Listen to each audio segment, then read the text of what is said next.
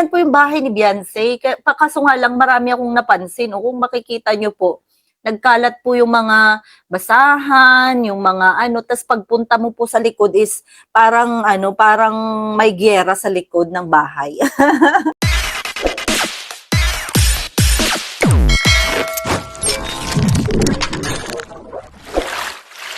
Okay guys, isang mapagpalang umaga, tanghali, gabi po sa inyo lahat. Sana po ang lahat ay nasa mabuting kalagayan at ligtas po sa anumang kapahamakan. Sana po kayo dako ng mundo naroon. Ako po muli ang inyong likod, Maestro 21 TV. At sa ating video ngayong araw na ito mga kalingap, ay tayo muli po ay magbibigay ng ating panibagong reaction po tungkol nga dito sa pinag-uusapang pagtawag po ni Hayat's Mix Vlog ng Bobo at Tanga. Ha? Bobo at Tanga kay Rowie Name. Alam nyo mga kalingap, ay kahapon ko po sana po ito gagawing reaction tungkol po doon sa bahagi, doon po sa naging live. Ibabase po sana natin yung ating reaction doon sa naging live po ni Rowie Name kasi nakita rin po natin.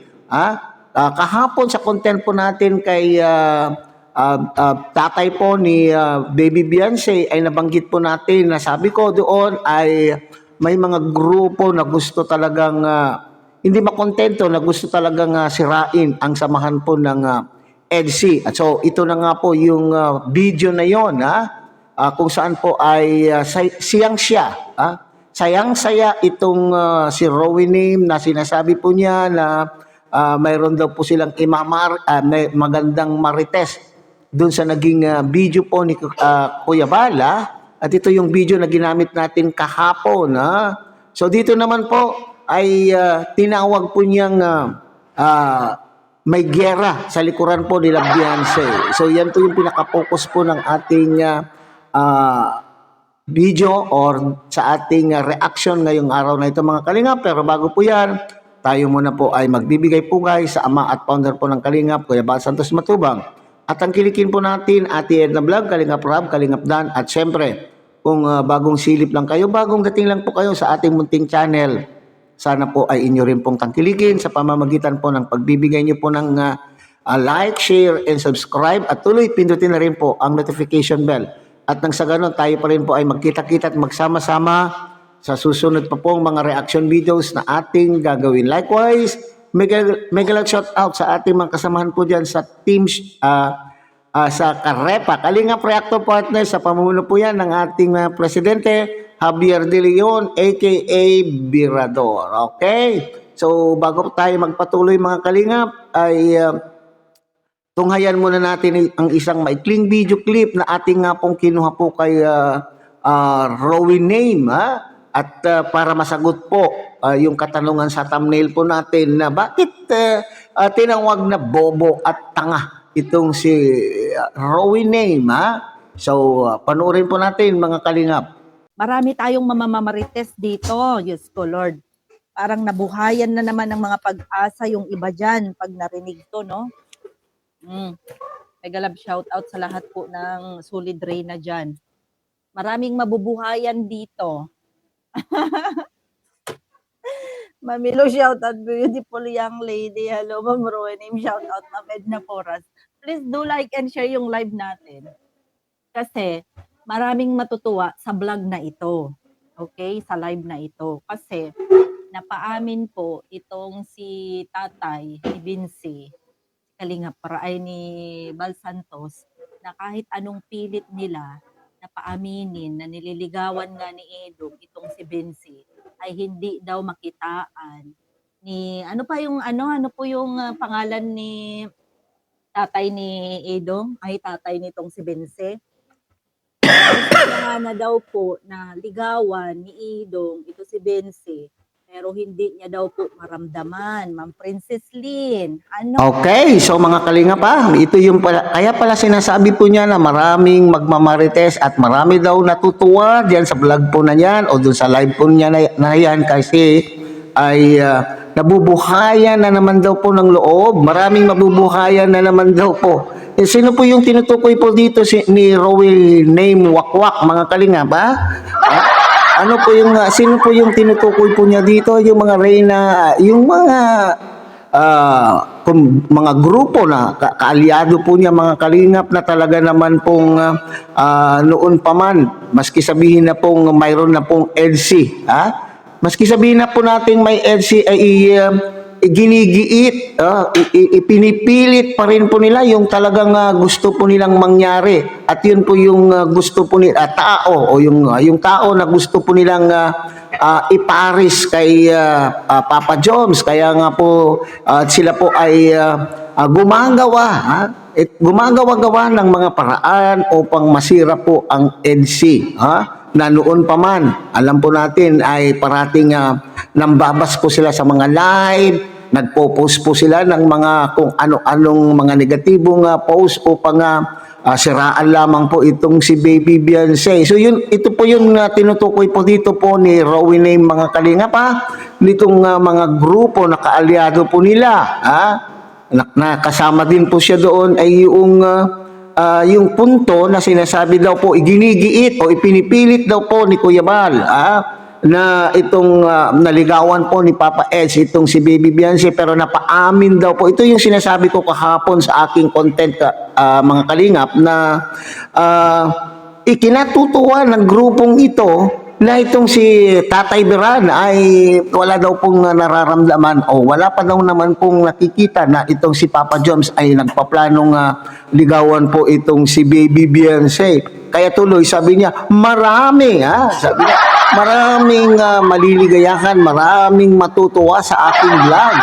Sinasabi po niya dyan mga kalingap, nabubuhayan ng mga ulirat. Anong ulirat ang mabubuhay po sa kanila mga kalingap? Kaya hanggang ngayon pa ba ay umaasa sila mga kalingap? Umaasa pa po sila. Yun pong mga content ng ating mga kasamahang reactor na sinasabing Erica ay ang pagbabalik ni Erica sa kalingap. Naku po, parang malayong mangyari na po yan mga kalingap. Matagal na po yan matagal na usapin po yan at sa palagay ko sa aking pananaw ay talaga naman po hindi na yan po pwedeng bumalik. Sa dami na po nangyari ay hindi na po yan ibabalik sa kalingap. Okay? Oo. Ito palang parang yung tatay ni Beyonce ay tadero. Marami po siyang marami po siyang alaga na mga pangsabong. Ayan. Baka po nagsasabong o nagbebenta ng panabong. O kaya yung tatay ni Beyonce. Kasi makikita mo talaga maraming manok-manok na nagkalat doon. Tapos, bakit pumakalat yung likod ng bahay? Yan. Dito tayo mga kalingap nakalagay sa atin yan tinawag po niyang war zone. Parang may gera daw po. Ang likuran po ng bahay po ni Baby Beyonce. Ang bahay po ng pamilya po ni Beyonce ay talaga naman pong parang may gera daw po sa likod. Okay, pakinggan natin mga kalingap. Makalat po yung likod ng bahay. Basura lang. Diyos ko Lord, ba't ganun? Raymond Notario, saan po yung lugar, ma'am? Sabi ni ma'am. Saan po yung lugar, ma'am? Sabi ni Sir Raymond. Sir Raymond, yan po yung bahay ni Beyonce. Kaso nga lang, marami akong napansin. O kung makikita nyo po, nagkalat po yung mga basahan, yung mga... Tapos pagpunta mo po sa likod is parang may giyera sa likod. Napansin nyo po ba yon? Yung giyera sa likod ng bahay, mayroong mga nagkalat po doon. Diyos ko Lord. Okay, so yan ang mga kalingap. Sinasabi niyang may giyera, nagkaalat daw po sa likod ng bahay po ni Baby Beyonce. Parang tinatawag niyang basura, mga basahan daw. Kung panonoodin po niyo yung kabuuan ng kanyang live mga kalingap, sinasabi po niya doon na inaapak-apakan daw yung mga basahan. At siyempre kung nababasa, di nabubulok na po yung mga basahan na yan. Ang baho-baho daw po dyan sa likuran po ng bahay po ni Baby Beyonce. Kung inyo pong makikita mga kalingap, doon sa naging doon po sa upload ni Kuya Bal, ay talaga naman pong makikita po natin na marami tayong nakikita. Sa ngayon, marami tayong nakikita. Pero kaya nga po tinawag po ni Hayats TV na bobo at tanga itong si Rowie Name Wakwak mga kalingap ay hindi ba niya nakikita sa harapan ay may mga construction materials like meron tayong nakita po diyan na mga hollow block. Meron po tayo diyan nakitang mga yung pang ano ng pang bistay. Doon naman po sa likod ay may mga tumpok-tumpok ng mga ano tawag po diyan mga kalingap, lupa, ha? So ibig sabihin may mga drums pa tayong nakita. Totoo naman po na mayroon mga kalat doon sa likod ng bahay at may nakita po ang akong parang trapal na blue mga kalingap. That is understandable. Para sa akin ay maintindihan po natin kung bakit may mga ganitong kalat doon sa paligid at doon sa likuran po ng bahay po ni Beyonce. Kaya nga sabi ni Hayat, tanga, bobo. Di mo ba nakikita na mayroon ongoing construction? Ha? Kung may mga ganito kang nakikita sa paligid, ano po ang iyong conclusion? Ibig sabihin, mayroon po tayong mayroon ongoing construction. Ha? Ano yun ongoing construction? Sa kasalukuyan ay ginagawa yung pader, paikot. Noong huling vlog po na nakita natin ay may gumagawa nga po diyan sa likuran at ito yung ginagawa yung balon. Tama po yung sinabi po ni kapatid Hayat, ha? May gumagawa po diyan ng balon. So yung video na yan na pinapakita po niya sa kanyang live ay parang walang gumagawa sa kasalukuyan, ha? Siguro ay day off ng mga taong gumagawa ng balon. So hindi niya naintindihan, napakabobo nga, napakatanga po nga niya talaga mga kalingap. It's confirmed na hindi niya naintindihan na ito po ay nangyayari, yung kakalatan sa paligid ay nangyayari dahil sa paggagawa ng dahil sa may gumagawa. Okay. So doon sa naman sinasabing mayroong mga basahan na nakasampay at marami daw manok. Okay. Kung inyo pong nakikita, yung pagpasok po dyan yung camera, doon sa TV po na pinapakita po, na ipiniplay po ni Rowan, ay may nakikita po ako, sabi niya kasi maraming manok. Doon sa video po ni Kuya Bal, mga kalingap, ay narinig ko may mga manok nga tayong naririnig, pero dito sa pagpasok, para naman nakita ko, iisa naman po yung nakakulong na rooster, yung panabong na manok, iisa lang naman po. Kaya natural, kung halimbawa, sabi po niya, may pakalat-kalat daw na mga manok po dyan, na natural po, yan po ay probinsya. It is also understandable kasi probinsya po yan, Di ba sa probinsya ay ang kanila pong mga chicken, ang kanila pong mga manok ay laboy. Laboy po ang mga manok sa probinsya, hindi kagaya dito sa Metro Manila na ang mga manok po ay alagang-alaga. Diyan po, sa kanila po, ang tawag po nila diyan ay manok Tagalog. Mga manok Tagalog na yung mga hindi inalagaan, mga laboy, kung sa atin, sa amin naman po sa probinsya, native na manok, hindi na kinakailangan alagaan. So, maintindihan po natin, doon sa mga taong may talino, doon sa mga taong hindi kagaya po ni Rowan na ang hinahanap po ay yung pangit. Kasi mayroon pang binanggit po dyan, 3 million na bahay, ganyan, na parang bagang hindi inaasikaso ng mga beneficiary or mga recipient. Bakit hindi inalagaan daw? Dahil para bagang sa tono ng pananalita po niya ay nanghihinayang kasi sinabi pa po niya dyan mga kalingap sa kanyang live, kung ako nga dyan, kung akong sponsor, sabi po niya, dun sa pinagawa kong bahay kay Reyna, dapat turuan po sila na mangalaga. Ayaw daw po niya yung ganyang kakalat. Say you, no? Alright. So, sa mga taong nakakaintindi at hindi gaya po ni Rowan na sabi nga ay tanga at bobo, kung probinsya yan, ay siyempre natural. Open na open po yung harapan po nila Beyonce. Di yung mga chicken ng kapitbahay ay maaaring nariyaan. Lalo na po kung ang mga chicken ay may nakikitang mga umbok o bagong hukay na mga lupa, ay dadayuhin po yan. Kaya nga po, ang gagawin po dyan ay babakuran, nagpapabakod ang isang sponsor. Yung sponsor po na talaga ng very generous sponsor po ng ni ano tawag diyan, Baby Beyonce, ay talagang gusto nilang makulong ang property ni Beyonce. Kaya hintayin mo yan na Rowename kapag ito po ay natapos na yung construction